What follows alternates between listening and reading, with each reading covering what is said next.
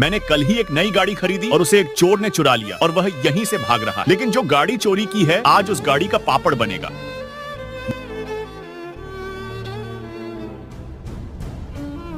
मुझे तो लगता है यही गाड़ी चोरी का होगा, लेकिन इसे देखने से पहले।